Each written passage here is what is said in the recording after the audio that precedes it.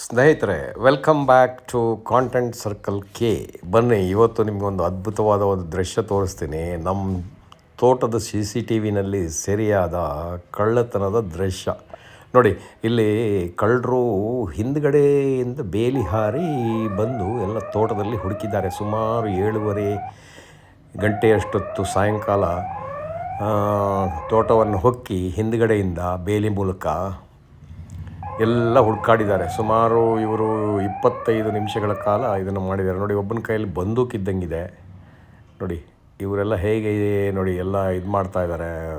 ಅದು ನಮ್ಮ ಕ್ಯಾಮ್ರಾದಲ್ಲಿ ಇದನ್ನು ಡಿಸ್ಪ್ಲೇ ಮಾಡಲಾಗಿದೆ.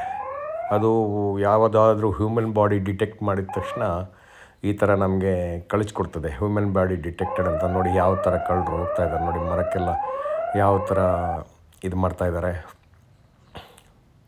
ನೋಡಿದ್ರಾ.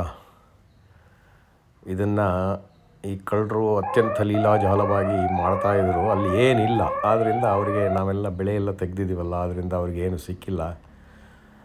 ಸೊ ಅವ್ರು ಏನು ತಿಳ್ಕೊಂಡಿದ್ದಾರೆ ಅಂದರೆ ಏನೂ ಇಲ್ಲ ಅಂತೇಳ್ಬಿಟ್ಟು ಒಳಗಡೆ ಹೋದವರು ಈಗ ಗೇಟು ಹಾರಿ ನೋಡಿ. ಒಬ್ಬೊಬ್ಬರೇ ಗೇಟ್ ಹಾರ್ತಾರೆ ಇವಾಗ.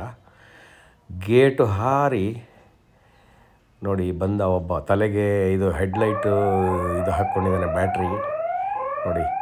ಈಗ ಹತ್ತಾ ಇದ್ದಾನೆ ಗೇಟ್ನ ಹತ್ತಿಬಿಟ್ಟು ಹೊರಗಡೆ ಹೋಗ್ತಾನೆ. ಹೀಗೆ ಒಬ್ಬೊಬ್ಬರೇ ಗೇಟ್ ಹತ್ತಿಬಿಟ್ಟು ಹೊರಗಡೆ ಹಾರ್ತಾರೆ.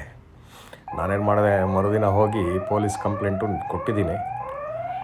ಬಟ್ ನಮ್ಮ ತೋಟದಿಂದ ಯಾವುದೂ ಇದಾಗಿಲ್ಲ, ಯಾವುದೂ ಹೋಗಿಲ್ಲ, ನಷ್ಟವಾಗಿಲ್ಲ.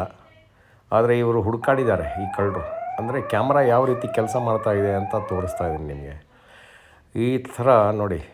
ಇದೆಲ್ಲ ಆದ ತಕ್ಷಣ ನಾನೊಂದು ಟೀಮ್ ಕಳಿಸಿದ್ದೀನಿ ತೋಟಕ್ಕೆ ಇಮ್ಮಿಡಿಯೇಟು.